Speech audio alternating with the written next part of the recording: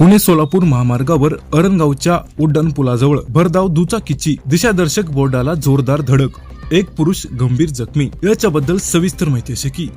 दिनांक 6 मार्च 2026 रोजी दुपारी 3:30 वाजण्याच्या सुमारास पुणे सोलापूर राष्ट्रीय महामार्गावर एक दुचाकी क्रमांक MH45 AJ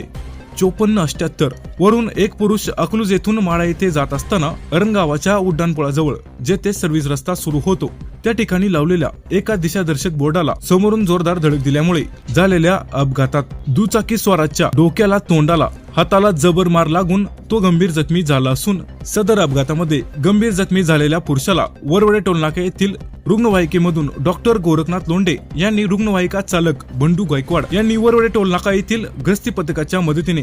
सोलापूर येथील खाजगी रुग्णालयात पुढील उपचारासाठी तात्काळ दाखल करण्यात आले असून या अपघाताची माहिती मिळताच वरवडे टोल प्लाझा येथील गस्ती पथक आणि मोडणी महामार्ग पोलीस मदत केंद्राचे प्रभारी अधिकारी किरण अवताडे PSI आणि त्यांचे कर्मचारी तात्काळ घटनास्थळी दाखल झाले असून या अपघातात गंभीर जखमी झालेल्या पुरुषाचे नाव श्री स्वप्नील शंकर जगदाळी, वय वर्ष 42, राहणार माडा, तालुका माडा, जिल्हा सोलापूर असे आहे। सदर पुरुष हा अकलूज येथील सर्कल या पदावर काम करत असल्याची माहिती समोर आली आहे। सदर अपघाताची माहिती टेंभुर्णी पोलीस स्टेशन येथील अपघात विभागाचे अधिकारी श्री जगताप आणि श्री सरडे यांनी दिली असल्याची माहिती वरवडे टोल प्लाझा येथील गस्ती पथकाचे प्रमुख श्री संतोष खडके यांनी दिली आहे। ब्युरो रिपोर्ट अभिषेक पवार, ETV न्यूज 24। लेटेस्ट अपडेटसाठी चॅनलला सबस्क्राईब करायचं विसरू नका।